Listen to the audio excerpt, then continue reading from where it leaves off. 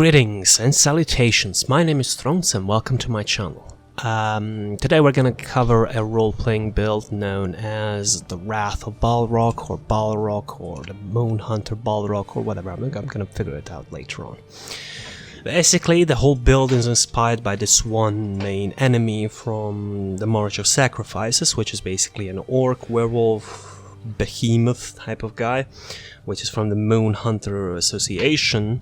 And yeah, my builds in a nutshell are role-playing builds. They're not intended for anything serious. They're not for veteran dungeons, they're not for veteran shrines, they're not trials for all. They're just the fun builds you want to play around for casual content, maybe normal arenas, normal dungeons, just nice normal content. Nothing serious, thank you very much. Anyways, as I said, the main inspiration for this build would be the Balrog, the main boss or enemy antagonist from the March of Sacrifices, and I would usually say spoiler alert, but at this point it's been years since it was released, so yeah, no, sorry, not sorry. We're playing as an orc, and we're also playing as Dragonknight. The only reason why we're playing as Dragonknight is because of the one scene in the whole dungeon where the good old orc uses a single ability, which is basically the chain pull, and the whole build is around that single point. Yes, you heard that right. We went full stamina. We also went with the Thief Stone, which I forgot to activate. Again, sorry, Jesus Christ. Yeah, I suck at that. Anyways, for the gear, let's cover the gear first actually in this one. It will make some more sense when we go to the skills. For the monster set, we're going with Balrog, as the name implies. When you use an ultimate ability, you gain weapon and spell damage equal to the amount of ultimate consumed, and physical and spell penetration equal to 23 times the amount for 12 seconds. So we only have 12 seconds to use the benefit of this when we're in a werewolf's form. And yes, we are a werewolf. For the first set, we are going with Unleashed. The Unleashed, when you deal direct damage with a blink, charge, leap, teleport, or pull ability, you cut your enemy, causing them to bleed. So this will transfer to two skills. One skill which we're going to cover, and the other one is going to be from the werewolf skill line. And that one is the one that where you just yeet at the enemy. Simple as that. Unleashed set drops from the Castle Horn and medium, and you know, it's just alright. It's alright. The second set would be Rushing Agony.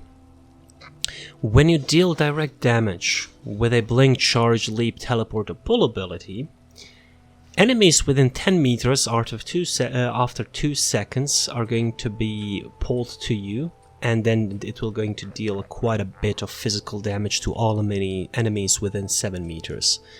The effect can occur every 8 seconds, this one can only occur every 10 seconds, but doesn't matter because, yeah, it's nice. I'm going with dual wielding with the great sword, and I'm slotting it on both bars because I'm quite lazy to quote-unquote min-max it out. If you want to, you can go, you know, technically min-max it out, but I don't want to. So for the skills, I'm going with Silver Shards because Vampire Hunter Crossbow, that's it. Blood Craze, this one will heal us and cut enemies. Deadly Cloak, more damage around us. We have Camouflaged Hunter slotted on because Major Savagery and Prophecy, and we also have Hersine's Rage slotted for the Major Brutality and Major Sorcery for being slotted. We're also rocking Werewolf Berserker, Wild Transformed, etc, etc, you know, basically it's werewolf form.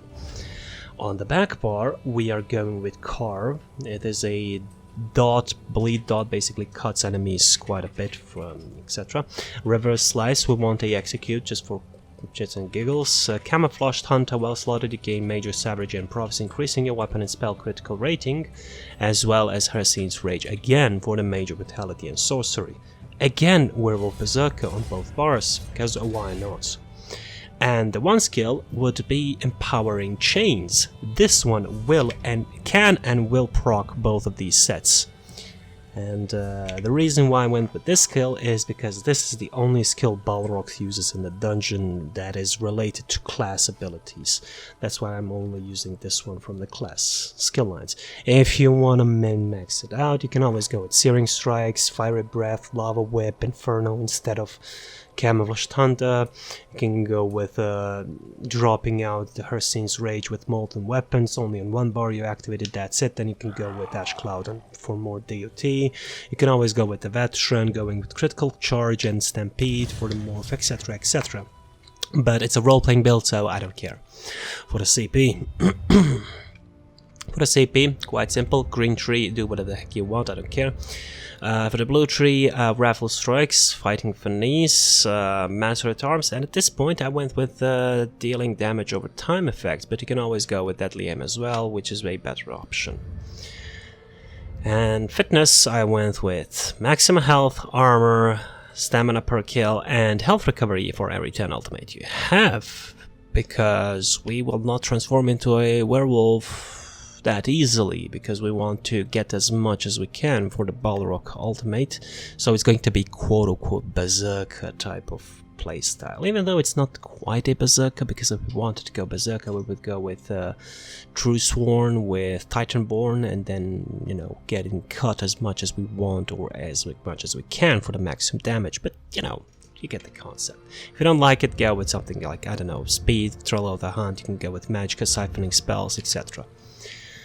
And yeah, for the fashion, we went with Moon, or basically Moon Hunter or Silver Dawn on everything. And for the weapons, I went with the Balrog, because the name of the build, Balrog. On two-handed, dual-wielding, and Silver Dawn, and everything except the pants. The pants are medium silver hand, everything else is light, I believe. Or everything else is also medium. I have no idea, play around. See what you can. The other alternative would be Skin Changer. You could go with the heavy, medium, light one, they're quite cheap to get. You can go with Huntsman as well. The Huntsman could fit technically and practically on this one. Quite a lot of horns, I guess, you know, it's a nice set. You can go with it. It has this Hercene mark on it, but yeah. Now, how does it look? Oh yeah, and for the mount I'm using this what's the name? Endrick. The reason why I'm going with the Endrick is because one of the major bosses in March of Sacrifices is Taisir, which is a Endrick. So I think it was quite appropriate to run this one with Balrog. Yeah. So let's see, Rushing Agony and Unleashed. The visuals I like quite a bit. Let's just you know, get these guys, these as well. Now when we use the chain pull, it's gonna pull enemies. It will pull us towards the enemy as well, but yeah, it usually has this red chain effect, pulls other enemies as well. I don't know why it didn't work there. Let's get this one.